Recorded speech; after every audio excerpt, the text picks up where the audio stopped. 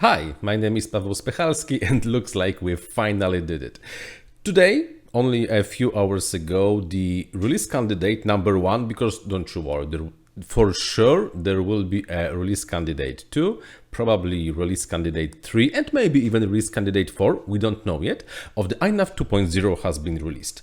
Yay! We are only like 1 month below our original schedule, but here it is. In this video, I will very quickly show you how to get the RC1 of the new INAV and more or less what changed. Not everything, because when I tried to prepare a list, what really changed, the list is way too long for a single video. There is more than 200 tickets on GitHub directly connected with what has been changed for the INAV 2.0, and it requires at least a few videos to cover everything. So today I will read the list of the most important changes, I think the most important changes, and I will show you the most important things. First thing first, how to get the new RC of the INAV 2.0? You have to go to GitHub, go to the INAV Configurator page, go to Releases, find the Configurator 2.00 RC1, find the zip file for your operating system. We currently support Linux, Mac OS and Windows, and download. I will be using Windows, so I'm gonna download the Windows, and after it has been downloaded, you have to extract the zip file, go to a folder, and double click on the INAV executable. As you can see, I'm right now using Configurator 2.0 RC1. The next thing is to flash your flight controller with correct firmware. What I have here is the Omnibus F7. I will be using this in this presentation. So I'm gonna press the DFU button, plug it in. It was detected as DFU. Go to firmware flasher, select show unstable releases. Now let's find Omnibus F7 RC1, 2.0 RC1, full chip erase, load firmware online.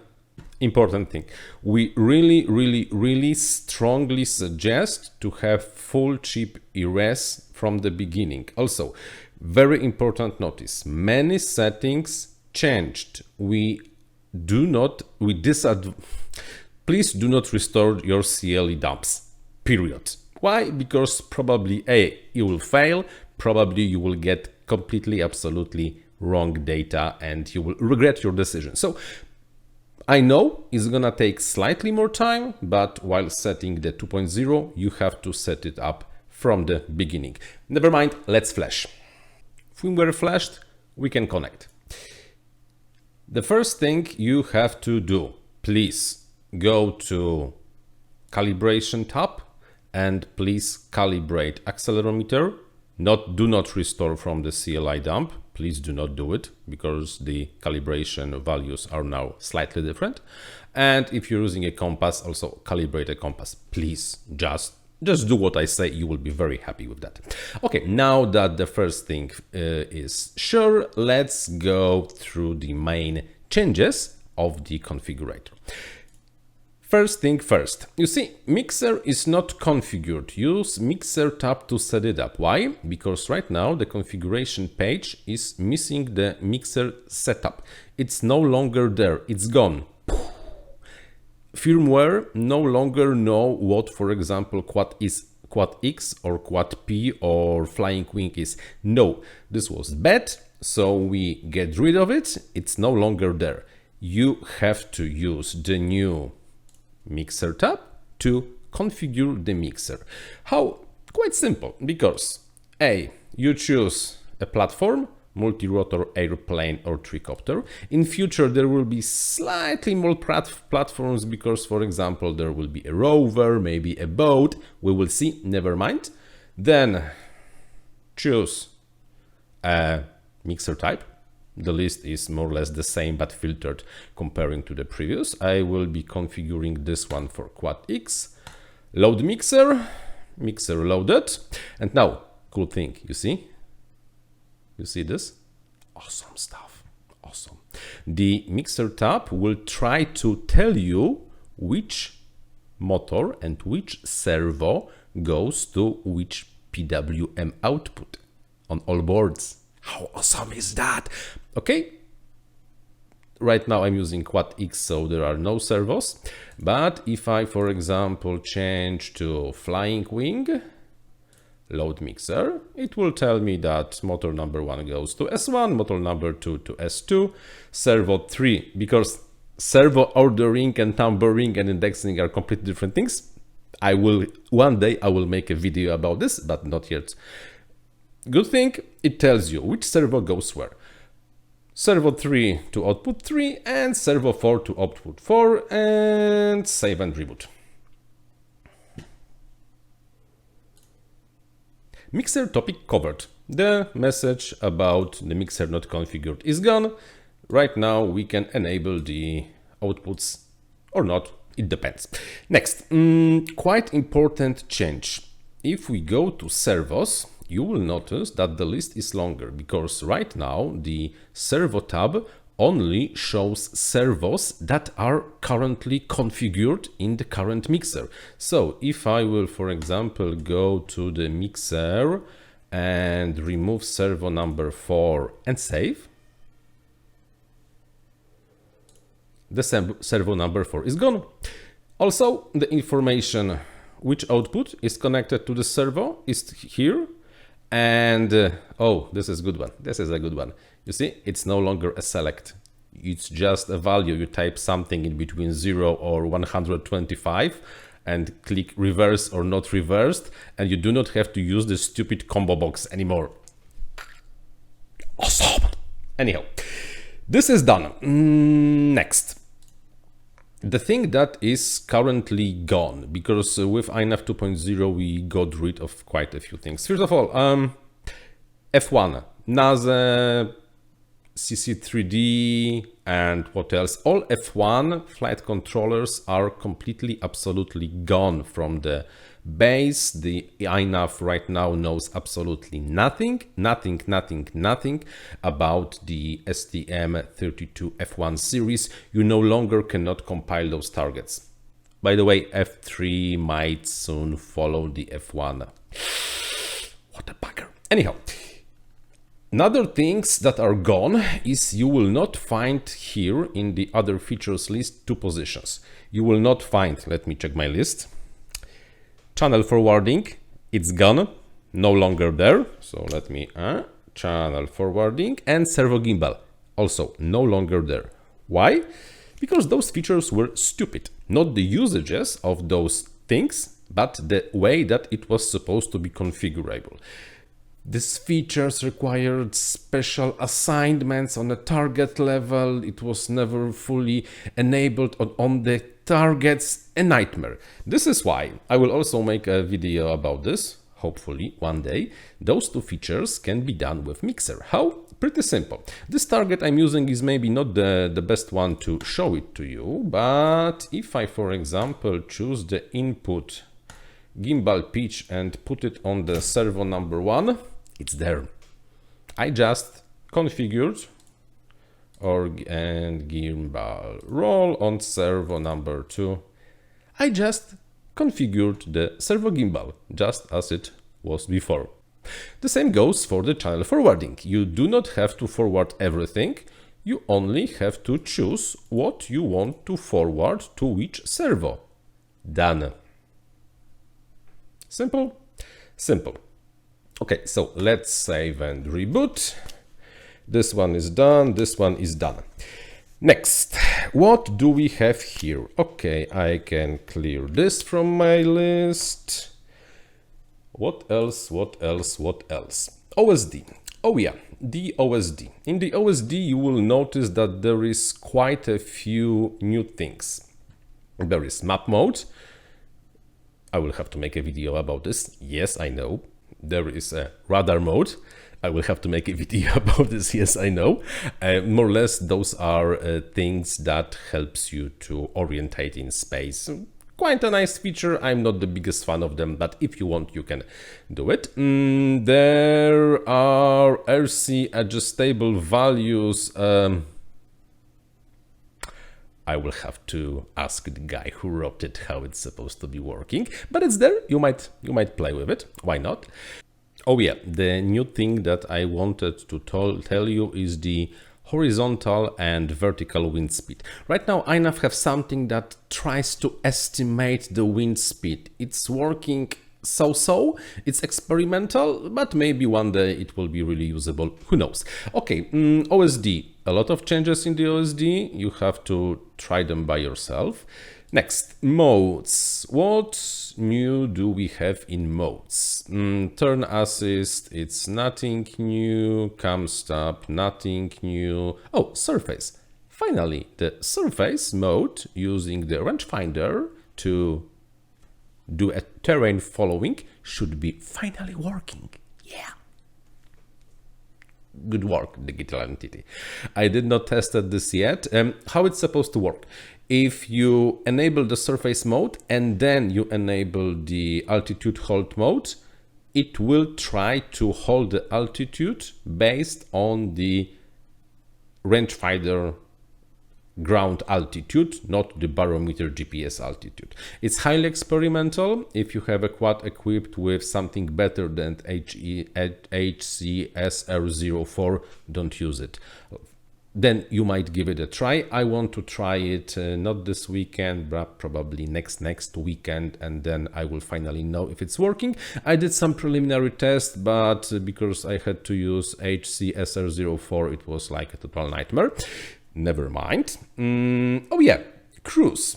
Right now, for the fixed wing, you can enable the cruise mode. You enable the cruise mode and it flies just like that, straight ahead. Very nice feature. There will be more in the release notes. What else? Oh yeah, Servo auto trim has been slightly improved. So after the auto trim is done, it's not doing a strange maneuver that might scare you off. It just like continues flying like it was flying before. Nice and easy. What else? Camera control. Oh yeah, OSDs. One more time OSDs. There was something called OSD switch. It's gone. Instead of this, you have 3 plus a default one OSD profiles. So you can have 3 completely separate setups of the OSD layout and just choose them using a switch. Switch. 1, 2, 3. Takeoff, landing, like scenery view mode, whatever you want. It's just there. Just configure yourself at 3 setups of the OSD layouts and have fun. Next, this one is gone. What else? Oh yeah, the SBUS driver. Right now we have completely new SBUS driver that is fully compatible with FrSky R9 system that is fixing some of the race conditions. And we also have a feature that slightly changes the way how the disarm via the switch works. Previously, one frame with disarmed channel value was enough to disarm the airplane in flight.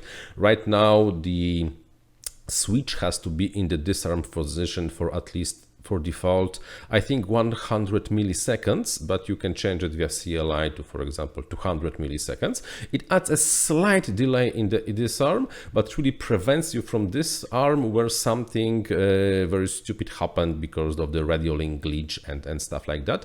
We have confirmed information that after doing those 2 things, the disarms, unintentional disarms on the R9 system are gone. And the main tester of the R9 system on our side, Olivier C, says he did not had a single accident like that since he started using INAV 2.0. Good one. Okay, what else? This one is gone, this one is gone. Output mapping. I already showed you the output mapping. There is some preliminary work for the upflow. You don't know what is it? It's like using the camera to have the position halt inside of the buildings where there is no GPS. Cool. Surface following mode, I already said something about this. Oh, we have ported the infamous or famous, it depends how you're gonna call it, the stage 2 gyro filter from the Betaflight. It's not visible in the configurator. There is a CLI command. It will be everything in the release notes, and right now it's in the CLI documentation, when you can set this filter more or less just like you are setting this for the Betaflight. It works kinda, yeah. It really works kinda well. I in the production I have the video showing how to use it, how to set it up, and really, yeah, it's not Kalman. Works just fine. Plus, oh yeah, there are some multi-rotor acro flight modes improvements connected with the iTerm. So right now it really behaves very good. I think I already did a video, can INAV do acro, and yeah, INAV definitely can do acro. It's not as good as Betaflight. We know why, because our D-term is too heavily filtered. For 2.1, this might change and it might fly even better. What else? Oh yeah, navigational PIDs, the ones that are going out of the position controller, are now also saved in the black box log. So you no longer have to observe the RC command, RC data. No, the PIDs are just the output of the PID of the position, velocity, altitude. There are a few of those, are just visible in the black box log.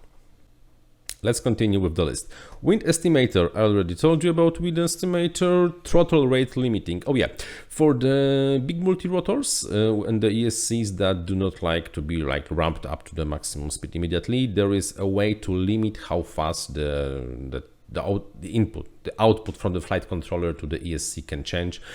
If you don't know how to use it, and if you don't know that you need it, leave it at default by 0. It will mean it will behave just like right now. Next, oh, battery sack compensation. Right now you can choose on the OSD if you want to see the raw battery measurement or compensated by current meter. So it's still, let's say, slightly experimental. It should give you the real information how much the voltage is left in the battery, taking the current flow into the considerations. Oh, complicated stuff. Fixed wing cruise mode, we already discussed that. Auto trim. Oh yeah, everyone will love it. Do you remember the time when you just connected your flight controller via the USB, went to configurator to the modes, and all the GPS assisted modes were gone, you hit save, and you no longer had the GPS flight modes saved? Yeah, it happened to you too. It was because when there was no magnetometer detected and running, the firmware was not telling the configurator that it's possible to configure the GPS assisted flight modes, and as a result you was able to just overwrite what you had. Right now it should not happen. Even if the GPS is not working and the magnetometer is currently not working because it's not connected, not powered or something like that, you are still able to see the configured GPS navigational flight modes. Oh yeah, VTX API from Betaflight and many small OSD changes. And this does not covers everything, really. There is more than 200 tickets. We really worked like crazy. And yeah, it's your chance to test it. The final question is it safe to upgrade from 1.8 or 9.9 to 2.0? I'm flying 2.0 on 2 airplanes, a dual copter I crashed, 2 multi-rotors since like 2 months, almost 2 months when we started working on it. We have really dozens of hours of flight time without any major problems. Yes, we are not saying that there are absolutely no bugs, but as far as we are aware, there are no critical things. It's not worse than it were. It probably is slightly better. Use it as your own responsibility. I'm flying 2.0 and I think all the other INAV developers are currently also flying INAV 2.0 and we are not very scared. I have a full trust in 2.0. It did not give me any troubles. It was boringly stable without, of course, yeah, like something like an icon blinking or something. It's only a release candidate. Of course, there might be bugs, but we do not suspect there will be anything major. If you want to try it, try it. If you want to wait for the final release, just wait for the final release. That's all for today. Thank you for watching. I think probably it was my longest video. I look at the counter. Oh man, it was really long. Thumbs up, please subscribe. I have a few very interesting projects going on right now if you want to know about them slightly earlier. And by the way, I'm also thinking about small giveaway for all my Patreon supporters. Then please consider becoming my Patreon supporter. The link is in the description. Few other links are also in the descriptions. And what else? Thank you very much for watching and until the next one. Ciao!